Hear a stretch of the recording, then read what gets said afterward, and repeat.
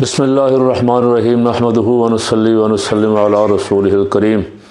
تمام دیکھنے اور سننے والوں کو السلام علیکم ورحمۃ اللہ وبرکاتہ۔ لاس اینجلس میں آگ لگی ہوئی ہے، 4 دن ہو گئے ہیں اور اربوں ڈالر کا نقصان ہو چکا ہے۔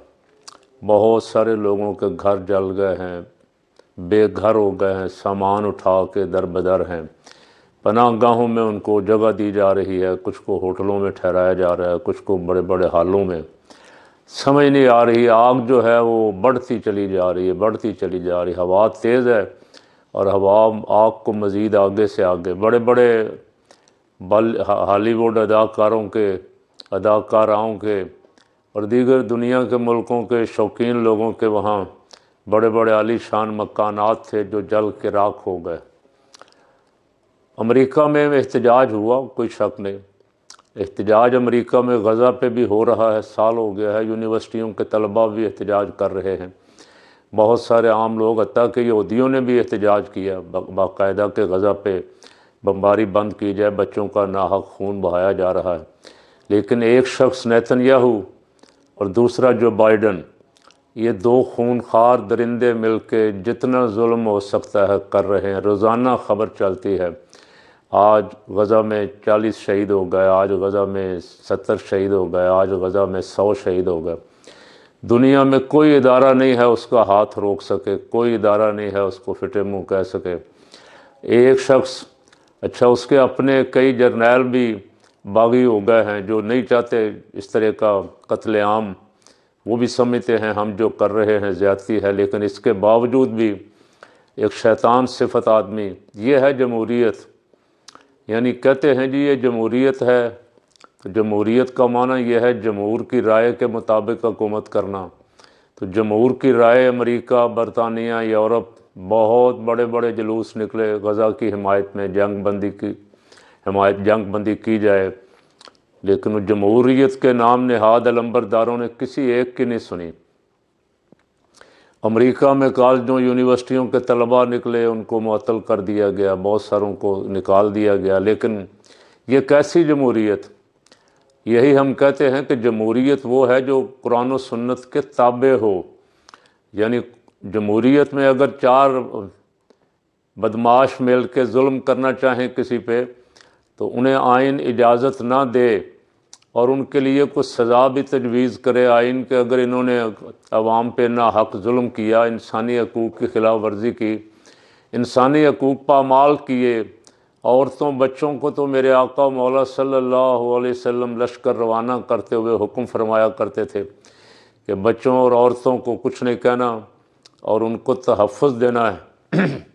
لیکن یہاں بدقسمتی ہے، کہتے ہیں جی ہم 21ویں صدی میں ہیں اور بڑا تہذیب و تمدن اور کلچر اور پتہ نہیں کیا کیا ڈرامے بتاتے ہیں ہمیں، جانوروں سے بھی پیار کرو، لیکن جب اپنی باری آتی ہے تو ظلم و بربریت کی ہر انتہا سے آگے نکل جاتے۔ اب کئی سالوں سے، اب تک 1 سال کو 3-4 مہینے ہو گئے ظلم ہو رہا ہے غزہ پہ، لیکن کوئی ہاتھ پکڑنے والا نہیں، کوئی روکنے والا نہیں۔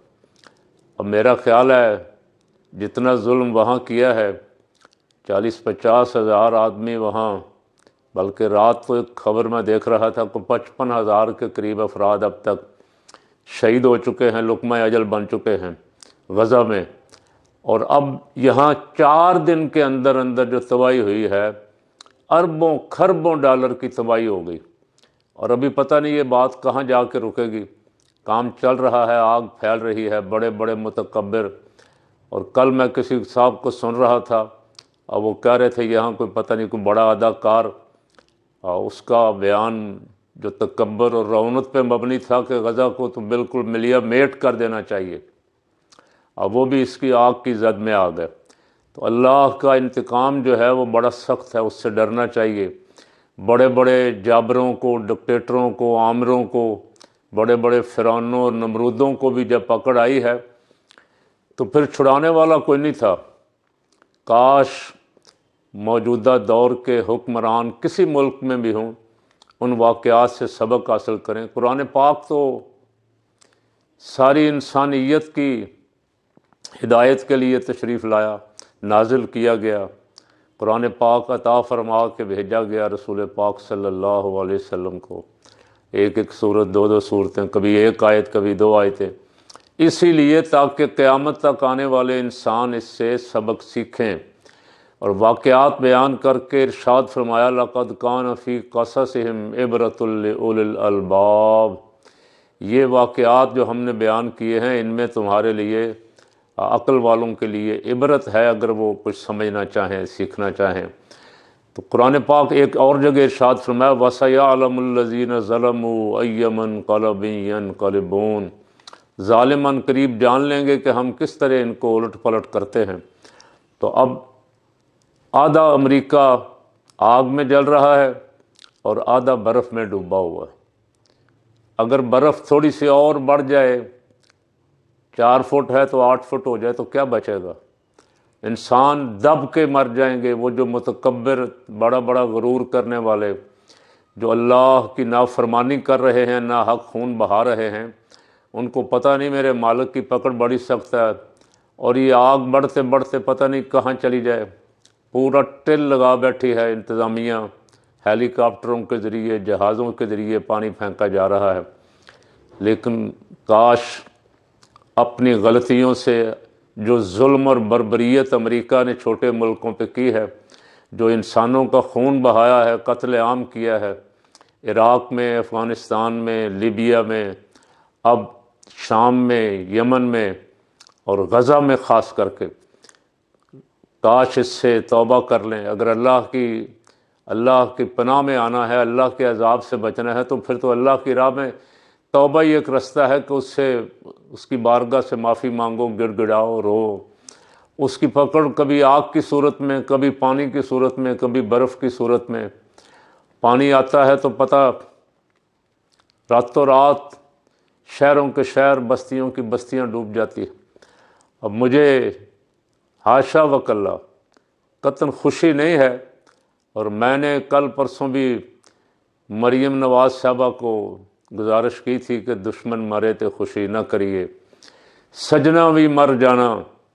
لیکن اللہ جانتا ہے کہ اللہ کن باتوں پہ پکڑ فرما رہا ہے، اور کچھ باتیں تو بڑی واضح اور صاف ہیں۔ اس نے فرما دیا ہے کہ ان باتوں کو اگر چھوڑو گے نہیں، ظلم کرو گے، کسی پہ زیادتی کرو گے تو اللہ کی پکڑ آئے گی۔